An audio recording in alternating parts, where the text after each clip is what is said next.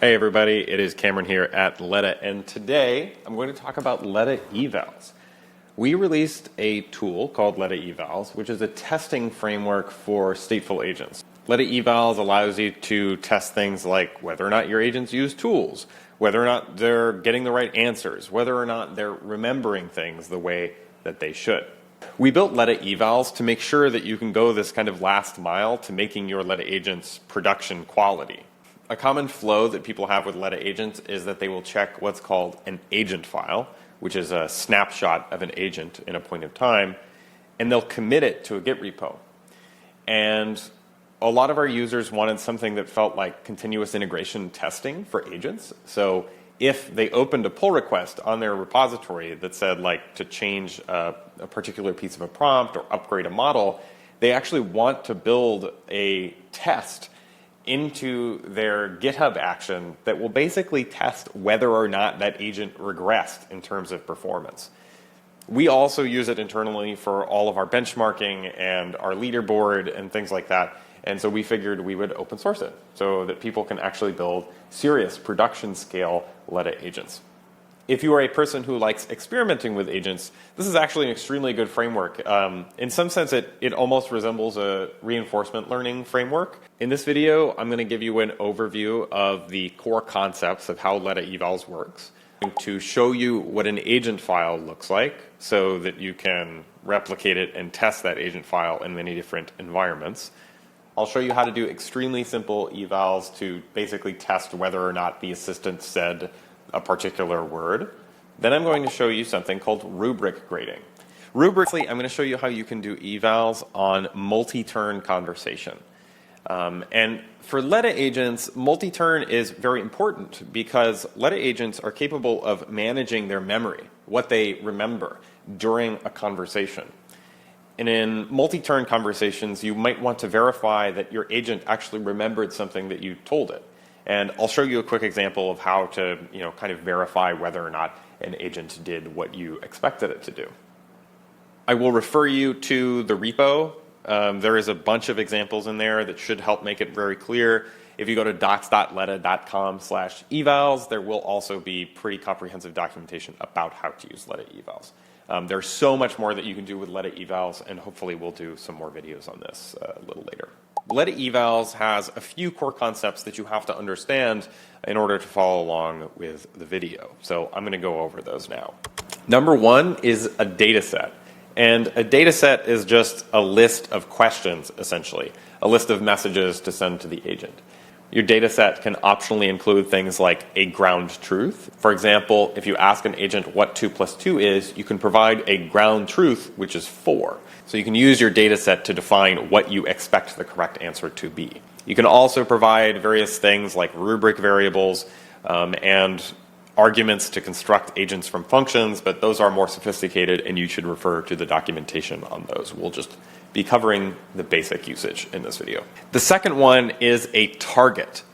A target is the agent that you are evaluating. Targets can be specified in 3 ways.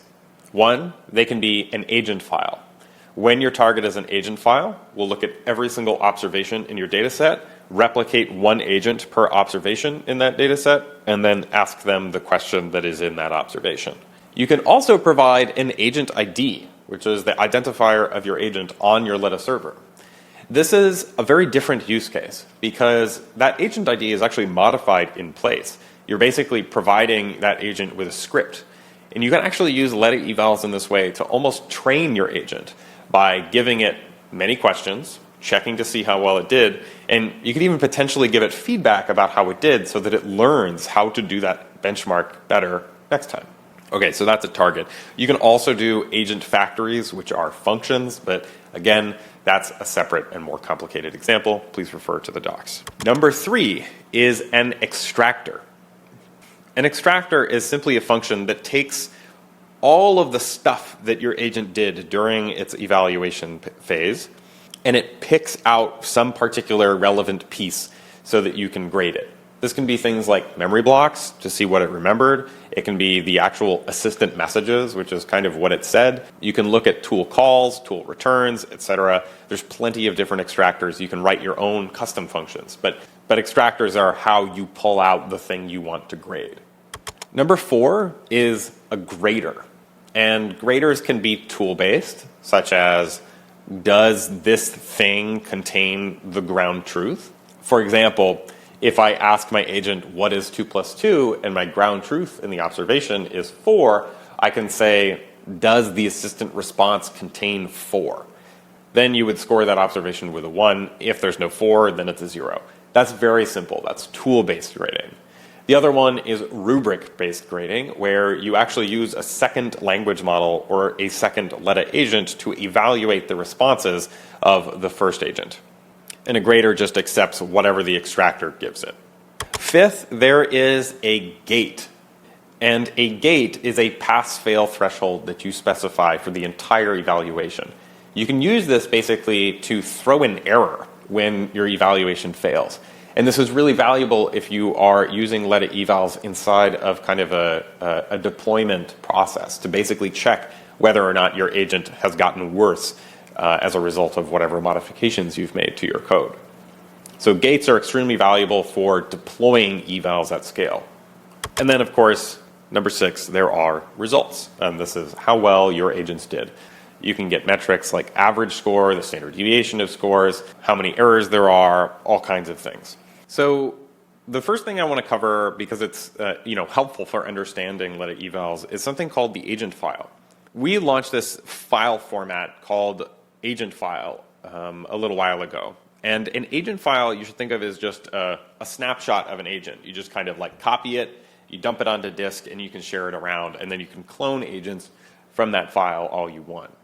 I figured I would show you like kind of a very simple agent file. Under the hood, they're just JSON, so they're nothing too complicated. There's like names, you can add memory blocks, there's tools. You set up the language model configuration, so this is 4.0 mini. You specify how you want it to be embedded. Just kind of every toggle. You can also have message history, blah, blah, blah. So these are just kind of like little snapshots of agents, and you can create a new agent from this. This one I've already pre-extracted. If you have an existing agent and you want to create an agent file, you can go to your dashboard, select an agent. Here I'm going to go to Ezra, which is our team member who's a Letta agent who handles support. You can talk to it on our Letta forum, or you can talk to it on Discord. Click the little 3 dots by the name, download agent file. And then you'll end up with an agent file that looks something like this. And here is an example of what Ezra looks like. You'll be able to see a ton of messages about everything that Ezra has ever done. Okay, so agent files are a way of compressing an agent into a fixed text format. And agent files have this wonderful property, which is that you can just check them into Git, right? They're almost like agents as code. Letta Evals was designed to work with agent files so that you can spin them up, you can replicate many agents across your data set and evaluate them all at the same time using that agent file as a seed. Okay, so let's walk through a very simple example. I'll show you how to do kind of the basics of Letta Evals. In order to install it, it's super simple. You just do pip install Letta Evals. I already have it. You shouldn't be using pip. Pip is cursed. Typically, I would recommend using UV. You should go follow the instructions about how to install UV so that you can do the correct package management for Python. Because Python was never intended to run the world, and it does now, and that was an error. But UV kind of helps with that a little bit. So let's start with the simplest possible thing here, which is our dataset. Datasets can be JSONL, which is a list of JSON objects, or in this case, it is CSV. Go check out the documentation to learn about JSONL. But we'll stick with CSV right now because it's very easy. CSV, if you don't know this, is like a tabular data format. CSV stands for comma separated value. It basically just means like It's an Excel sheet basically, but far simpler. In this case, it's a data set with two columns, input and ground truth. In this test, we're going to ask our agent 3 questions. We want our agents to answer the capitals of various countries. What is the capital of France? What is the capital of Japan? And what is the capital of Brazil? And then we have a second column here called ground truth. And a ground truth just says the answer is Paris, the answer is Tokyo, the answer is Brasilia. Ideally, we would get 100% correct in this case. Our agents should be able to guess Paris, Tokyo, and Brasilia. Okay, so that's our data set. Next, we are going to define our eval. The way you define how you want your eval to work is using what's called a suite file. So a suite.yaml file in this case. You give it a name. You can describe it if you want. A simple single-turn Q&A eval using the last assistant extractor and tool grader, and we'll show you what that means in just a second. We're going to tell Letta Evals where to find our data set. So in this case, it is in the same directory. It's just dataset.csv. Okay. Then we have our target. This is how we specify the agent that we're evaluating. We're going to say Letta agent.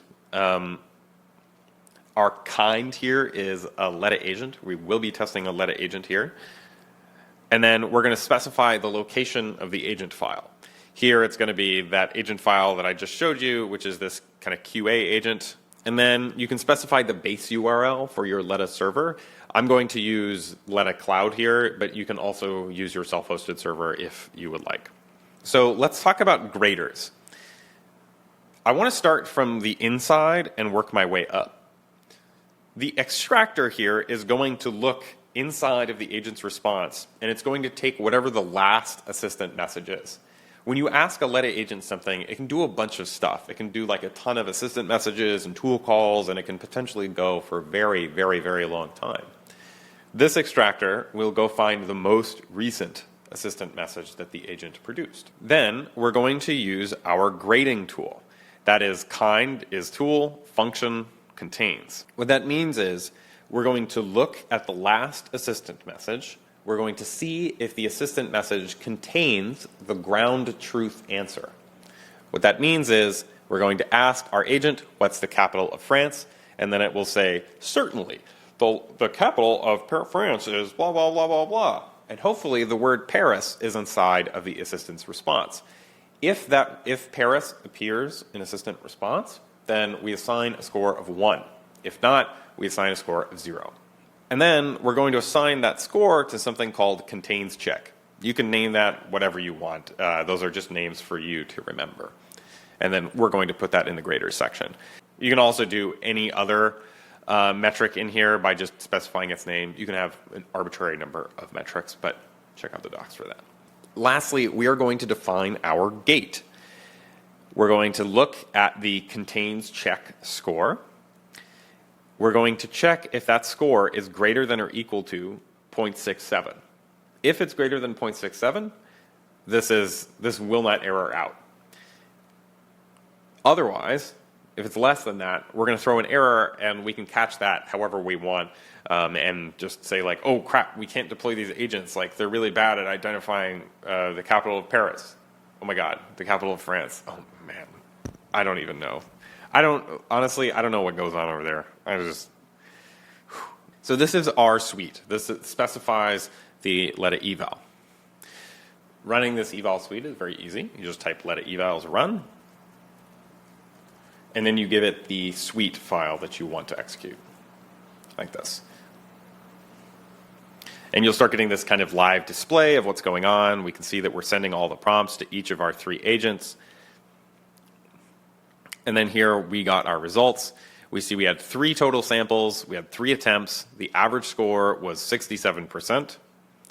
And we can see here that this agent, sample 3, did not perform well. It did not have the correct ground truth inside of it.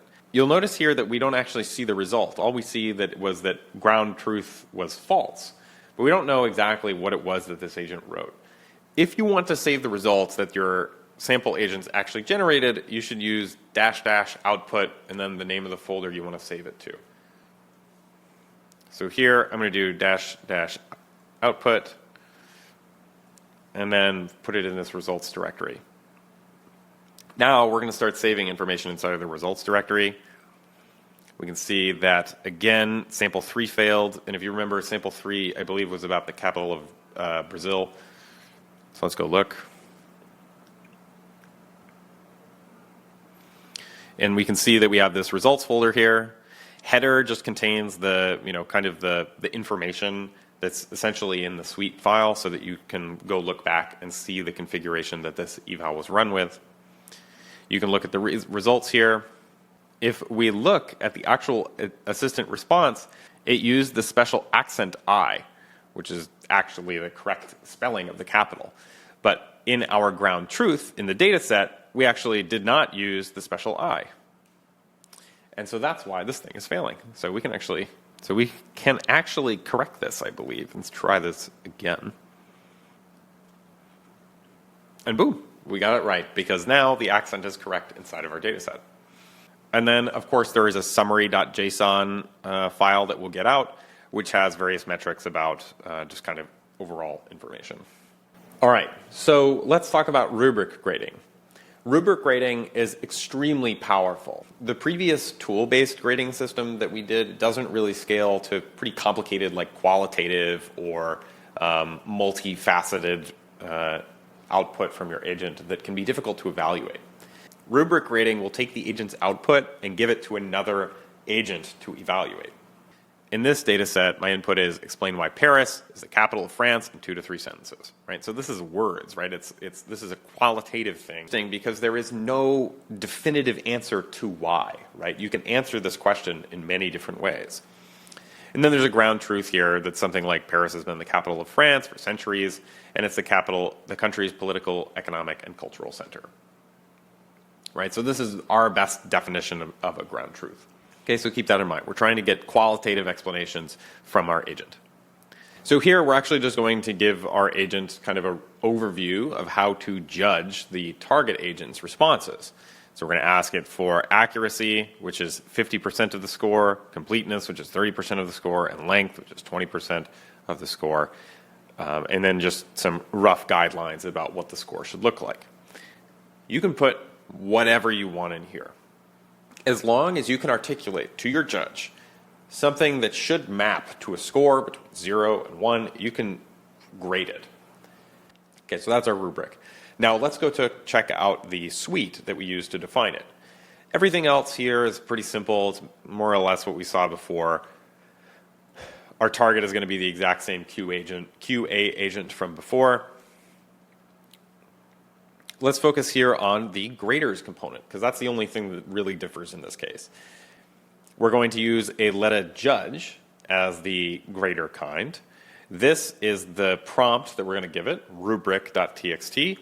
And then the extractor is last assistant, which again means we're going to go into the agent that we're evaluating, look at its most recent assistant message, send that to the judge, and the judge will have the rubric and the last assistant response, and it will basically say, oh, okay, this agent did 0.7. It could have done better in this way. And then we have a gate on this quality score so that we require at least 70% accuracy. So let's go ahead and run this. And I'm going to save the output again so we can go look at it in a second. Again, we're going to see this kind of a live feed as we go along. Now, both of them are in the grading phase.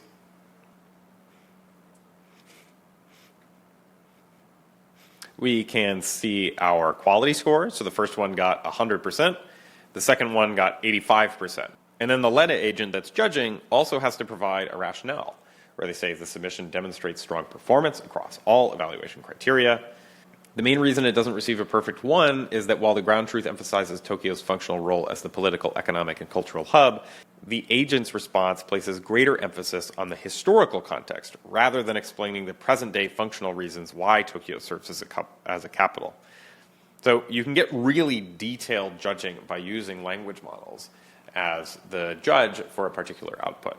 So rubric grading is extremely powerful. And of course, because this is running on a Letta server, you can actually go look in your ADE to see what their output was. So here we have the QA agents. These are the two that we spun up, one for each observation, one for France, one for Japan.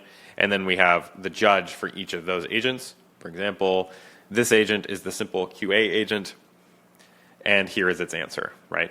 This is the thing that Letta Evals sent, and then this is the thing that it responded with. This gives you so much power. Anything that you can describe how to grade can be graded. This means things like writing, it means proofs, it means code style. Anything you can possibly imagine, if you can write it in a rubric, it can be scored and graded. And that means you can write pretty rigorous tests to determine whether or not your agent is doing what you think it should be doing. So the rubric is extremely powerful. So that's rubric grading. You can go way farther with this. You can use base language models if you want, but or you can just go through Letta agents, which we think is great, honestly. If you want to use OpenAI as a judge, that's fine with me. You can be uncool if you want to. And then let me show you kind of one of the last takeaways here. Multi-turn conversation. This dataset specification here is using JSONL, which stands for JSON lines, which means that each row contains one observation that you will send to a target. Note here that we have input and it's a list. The first message is, remember that my favorite European capital is Paris. We'll send that to the agent. We'll wait for them to do whatever it is they're going to do.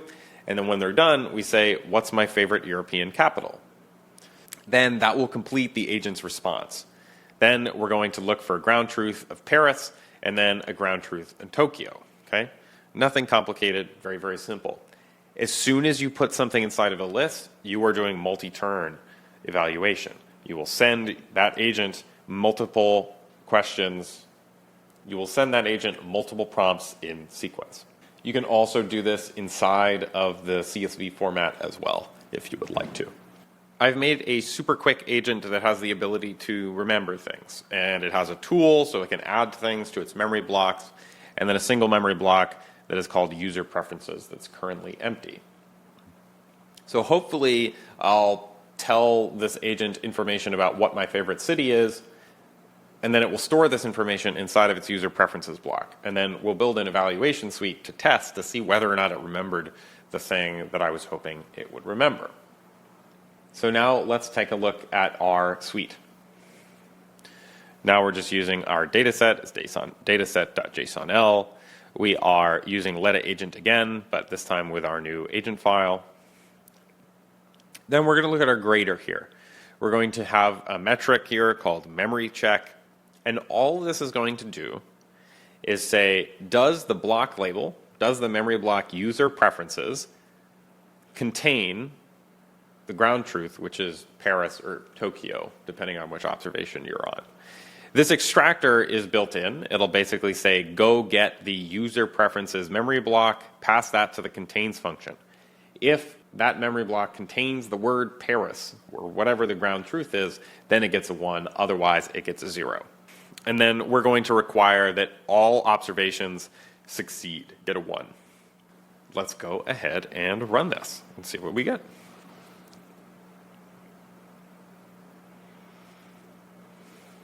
Okay, so we're sending each observation here. You can see 2 out of 2 are being evaluated by the agent.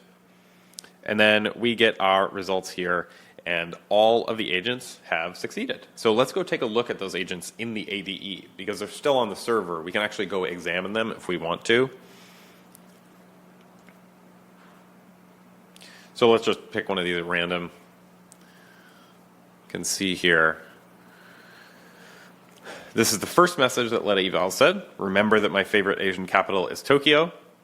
And then it did a memory replace operation. And then it added my favorite Asian capital is Tokyo. So it stored that information and remembered it. Then I said, what's my favorite Asian capital? And then it said, your favorite Asian capital is Tokyo. And we can see that it was stored inside of the user preferences block. So when we're doing the extractor, we're actually going to take the value out of this, pass it to the contains function, and see if the word Tokyo is inside of this memory block. So that's super, super simple. There are many, many, many other ways to grade and extract and define judges and all of that stuff. It's really cool. It's extremely flexible. You can do a lot of evals at scale. We do this for, thousands of different observations.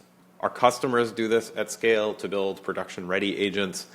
And I think there's also a lot of very cool things you can do that are very outside of the box. For example, if you pass an agent ID as your target, you are repeatedly calling the same agent. And one thing we know about Letta agents is they actually learn, right? The more you talk to them, the better they get. So you can actually repeatedly evaluate them on the same benchmark as a form of training. You can do something even more interesting, which is you can actually build customized teacher agents. These are rubric grading Letta agents that are specialized at judging a particular task because they have judged many, many, many, many tasks. They've got a lot of messages, they have a lot of experience, maybe you've worked with them about all of the little intricacies of judging, like writing styles, for example. And then you can have a long-lived writing agent be taught by a long-lived editing agent. And both of them can get better at the task because they're constantly checking each other's work and communicating. That's like kind of one idea I have in mind. There's so much more you can do here.